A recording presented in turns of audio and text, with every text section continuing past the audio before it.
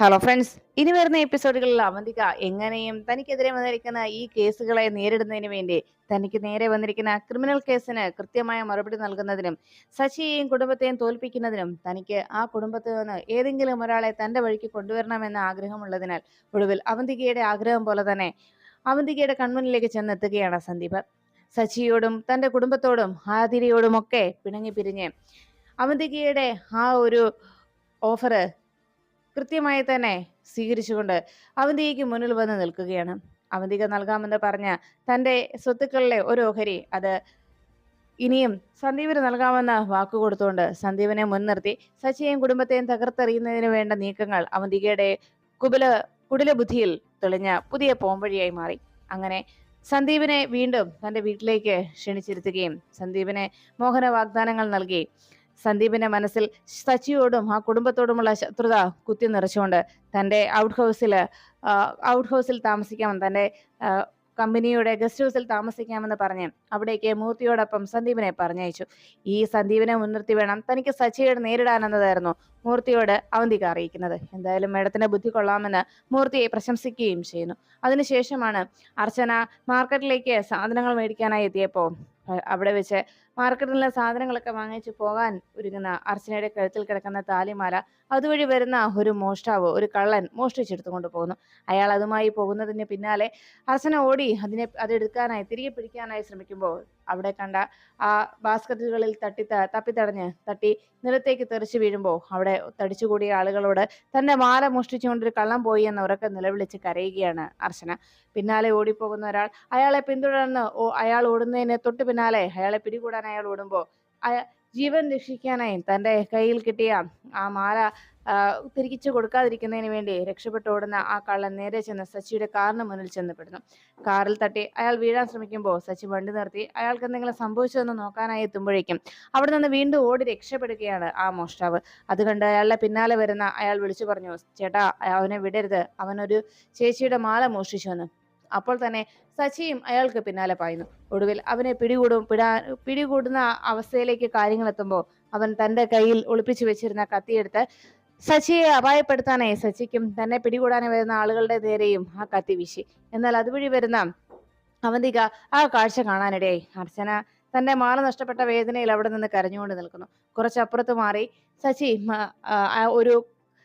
ഒരു മോഷ്ടാവുമായി ഏറ്റുമുട്ടുന്നു. ഇത് കണ്ടതോടെ ഒരേ സ്ഥലത്ത് തന്നെ അർച്ചനയും ശശിയും ഒരുമിച്ച് വന്നിരിക്കുന്നു. എന്നാൽ ഒരു ചെറിയൊരു വളവിന്റെയും കുറച്ച് വാഹനങ്ങളുടെയും മാത്രം തടസ്സങ്ങൾക്ക് അപ്പുറവും ഇപ്പുറവുമായിട്ട് അവർ നിൽക്കുകയാണ്.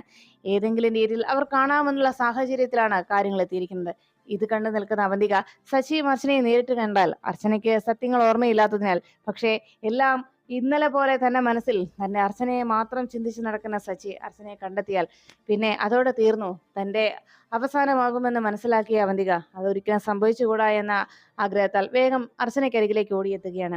സമൃദ്ധ എന്ന് വിളിച്ച് അരികിലേക്ക് എത്തുന്ന അവന്തികയോട് വേദനയോടെ അർച്ചന തന്റെ സങ്കടം അറിയിച്ചു. തന്റെ താലിമാല ഒരു കള്ളൻ മോഷ്ടിച്ചുകൊണ്ട് പോയെന്ന്. അപ്പോഴേക്കും ശശി തന്റെ നേരെ കത്തി വീശി നിൽക്കുന്ന ആ കള്ളനെ നേരിട്ട് കൊണ്ട് അയാളുടെ കയ്യിൽ നിന്ന് കത്തി പിടിച്ചു മാറ്റി പിന്നീട് അയാൾ ബലമായി കയ്യിൽ മുറുക്കെ പിടിച്ചിരുന്ന ആ താലിമാല പിടിച്ചു വാങ്ങി അതുവഴി അർച്ചന പറഞ്ഞിട്ട് ഓടി വന്ന അയാളുടെ കയ്യിലേക്ക് ആ മാല ശശി ഏൽപ്പിച്ചു. ഇത് ആ സ്ത്രീക്ക് കൊണ്ടുപോയി കൊടുത്തേക്കൂ എന്ന് പറഞ്ഞ് മാല അയാളെ ഏൽപ്പിച്ചതിന് ശേഷം ശശി ആ മോഷ്ടാവിനെ മർദ്ദിക്കുകയാണ്. ഈ സമയത്ത് ആ മാലയുമായി വേഗം അയാൾ അർച്ചനയ്ക്കരികിലേക്ക് എത്തി. ദേ ചേച്ചി മാല കിട്ടിയെന്ന് പറഞ്ഞ് സന്തോഷത്തോടെ അർച്ചനയുടെ അരികിലേക്ക് അയാൾ ഓടിയെത്തി. ആ മാല അർച്ചനയ്ക്ക് കൈമാറിയപ്പോൾ അർച്ചന സന്തോഷത്തോടെ അത് മേടിച്ചിട്ട് നന്ദിയുണ്ട്, താങ്ക്സ്, ഒത്തിരി നന്ദിയുണ്ട് കേട്ടോ എന്ന് ശശി അർച്ചന പറയുമ്പോൾ ഇത് കേട്ട് അയാൾ പറഞ്ഞു, അയ്യോ ചേച്ചി ഞാനൊന്നുമല്ല, ആ കള്ളനെ പിടിച്ചതേ ഒരു ടാക്സി ഡ്രൈവറാണ്. ആ ചേട്ടൻ കുറെ കഷ്ടപ്പെട്ടിട്ടാണ് അവനെ പിടിച്ചത്. അവൻ കത്തിയൊക്കെ എടുത്ത് നേരെ വീശാനൊക്കെ ഒരുങ്ങി. പക്ഷെ ആ ചേട്ടന്റെ ബുദ്ധിപരമായ നീക്കം കൊണ്ട് അവനെ പിടികൂടി ഈ മാല മേടിച്ചത്. അപ്പോഴേക്കും അർച്ചന വളരെ ദയനീയപൂർണ്ണമായി അയാളെ ഒന്ന് നോക്കാൻ, അയാളെ ഒന്ന് കണ്ട് അവളോട് ഒരു നന്ദി വാക്ക് പറയാൻ അർച്ചന ആഗ്രഹിച്ചു. വളരെ ഭക്തിയോടെ ആദരവോടെ ആ മാല തന്നെ മുഖത്തൊക്കെ തൊട്ട് അത് കഴുത്തിലേക്ക് അണിയുകയാണ് അർച്ചന താലിമാല. അത് കണ്ടു നിൽക്കുന്ന അവന്തിക ശശിയെ അർച്ചന ഒരു കാരണവശാലും കാണരുത് എന്ന ആഗ്രഹം മനസ്സിലുള്ളതിനാൽ അർച്ചനയുടെ അവിടേക്കുള്ള ശശിയുടെ അടുത്തേക്കുള്ള ശശിയെ കാണണമെന്നുള്ള അർച്ചനയുടെ ആഗ്രഹത്തെ മനഃപൂർവ്വം കണ്ടില്ല എന്ന ഭാവത്തിൽ അവന്തിക നിൽക്കുന്നു.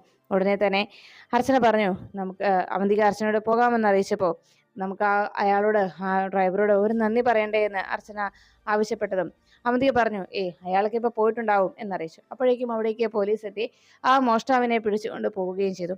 അപ്പോഴാണ് അവന്തിക അർച്ചനയുമായി നേരെ വീട്ടിലേക്ക് എത്തിയതും ചിപ്പിമോള് സ്കൂളിലേക്ക് പോകാനായി റെഡിയായി വന്ന് നിൽക്കുമ്പോൾ അർച്ചന അവിടേക്ക് എത്തിയത് കണ്ട് ചിപ്പിമോൾക്ക് വളരെ സന്തോഷമായി. സമ്പ്രദാന്റിയെ കാണണമെന്നും വല്ലാതെ മിസ് ചെയ്യുന്നെന്ന് എനിക്ക് തോന്നിയതാ. ഇന്ന് ആന്റിയെ വിളിക്കണമെന്ന് വിചാരിച്ചതാണെന്ന് അറിയിച്ചപ്പോൾ ഞാനും മോളെ വല്ലാതെ മിസ് ചെയ്തിരുന്നു. എന്തുകൊണ്ടാണ് മോള് വിളിക്കാതിരുന്നെന്ന് അർച്ചന അന്വേഷിച്ചപ്പോൾ, അതെ, ഞാൻ മനഃപൂർവ്വം വിളിക്കാതിരുന്നതല്ല, ആന്റിയെ ഇന്ന് ഞാൻ തീർച്ചയായിട്ടും വീഡിയോ കോൾ ചെയ്യുമായിരുന്നു എന്ന് ചിപ്പി അറിയിച്ചു. ഉടനെ ചിപ്പിമോള് അവന്തികയോട് ചോദിച്ചു, അല്ല അമ്മേ, ഇന്ന് സമ്പ്രദായന്റെ ഇവിടെ വന്നാലേ, അപ്പൊ ഇന്ന് ഞാൻ സ്കൂളിൽ പോകണോ?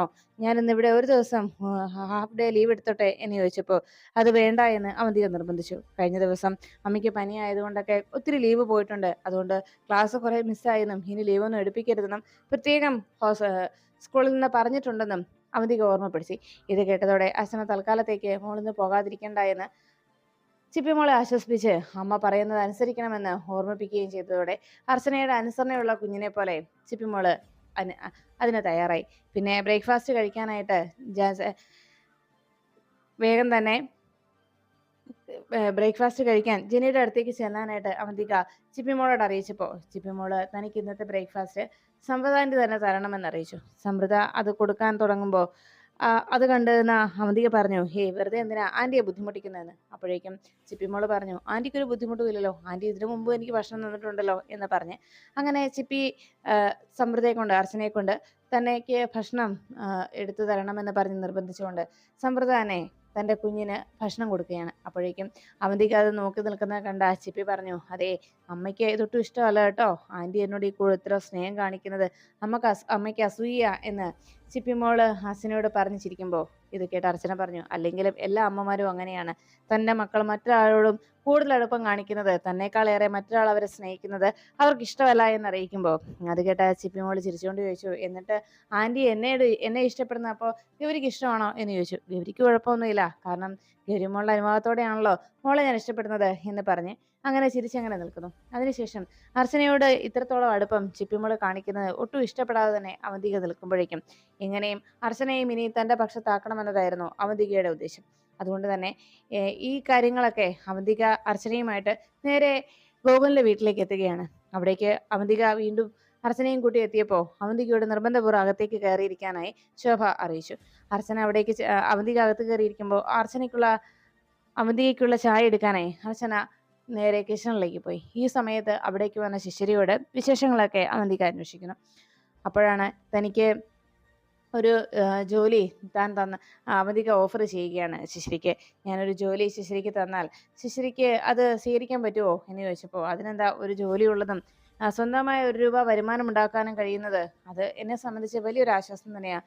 ഞാൻ വരാം, എനിക്കൊരു കുഴപ്പവുമില്ല, എന്ത് ജോലിക്കാണെങ്കിലും ഞാൻ വരാം അവന്തിക എന്ന് ശിശിര അറിയിക്കുമ്പോൾ ഉടനെ ശിശിരിയോട് അവന്തിക ചോദിക്കുന്നത്, എനിക്ക് മറ്റു ചില കാര്യങ്ങൾ കൂടി അറിയണം.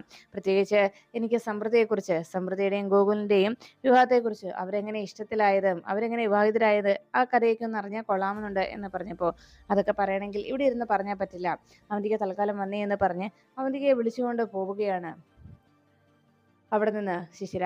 അങ്ങനെ അവന്തികയെ അവിടെ നിന്ന് വിളിച്ച് മാറ്റി നിർത്തി ശിശിര യഥാർത്ഥത്തിൽ അവന്തികയുടെയും ഗോകുലിന്റെ ജീവിതത്തിലേക്ക് അർച്ചന എങ്ങനെ എത്തി എന്നതിൻ്റെ യഥാർത്ഥ രഹസ്യം തുറന്നു പറയാൻ ഇപ്പോഴും മടി കാണിക്കുമെങ്കിലും തൽക്കാലത്തേക്ക് മറ്റൊരു രീതിയിലാക്കാതെ വളച്ചൊടിക്കാനായിട്ട് ശിശിര ശ്രമിക്കുന്നു.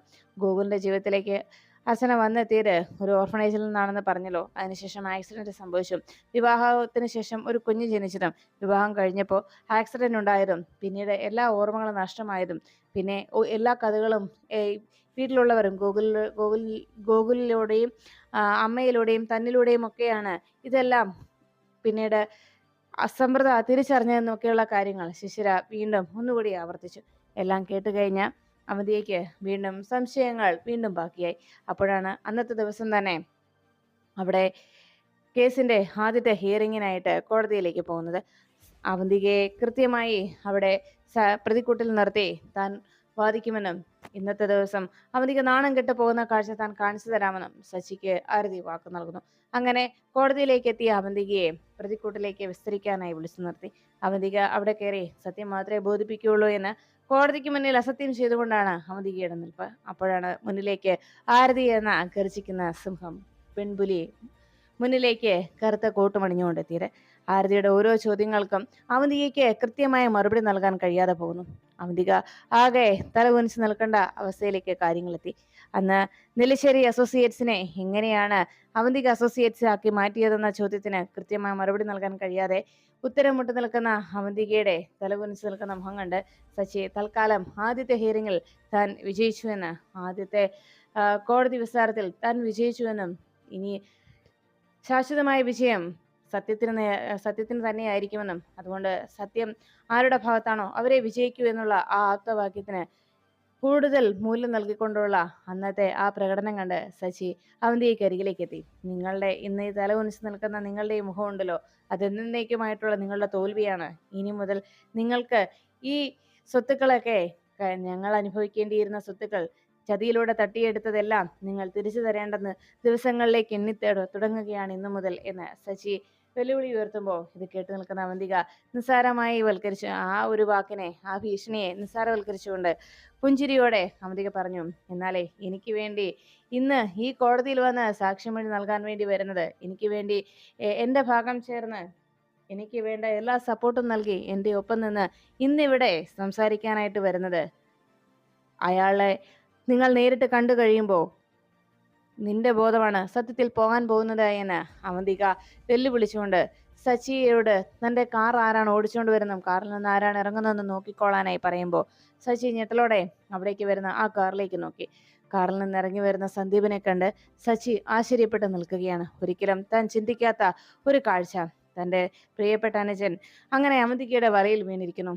തൻ്റെ കുടുംബത്തിന് വേണ്ടി നടത്തുന്ന ഈ കേസിന് തോൽവി ഏറ്റുവാങ്ങിക്കുവാനായിട്ട്, തൻ്റെയും തൻ്റെ കുടുംബത്തിനെയും തകർത്തെറിയാനായിട്ട്, തൻ്റെ ചോരയിൽ പിറന്ന തൻ്റെ ചോരയിലുള്ള അച്ഛൻ്റെ അതേ രക്തമായിട്ടുള്ള തൻ്റെ പ്രിയപ്പെട്ട അനുജനെ തന്നെ വലയിൽ വീഴ്ത്തിയ അവന്തികയോട് അമർഷവും പകയും ഏറിക്കൊണ്ട് സച്ചി ഉറക്കെ വിളിച്ചു പറഞ്ഞു, ഇനി ആരെയൊക്കെ നിങ്ങളുടെ പക്ഷത്ത് ചേർത്താലും സത്യം എന്നത് അത് മാത്രമേ വിജയിക്കൂ. എന്നും ഈ ലോകത്ത് വിജയമുണ്ടാകുന്നതും സത്യത്തിന് തന്നെയായിരിക്കുമെന്ന് പറഞ്ഞ് സച്ചി ആരതി വർമ്മയും കൂട്ടി അവിടുന്ന് മടങ്ങുന്നു.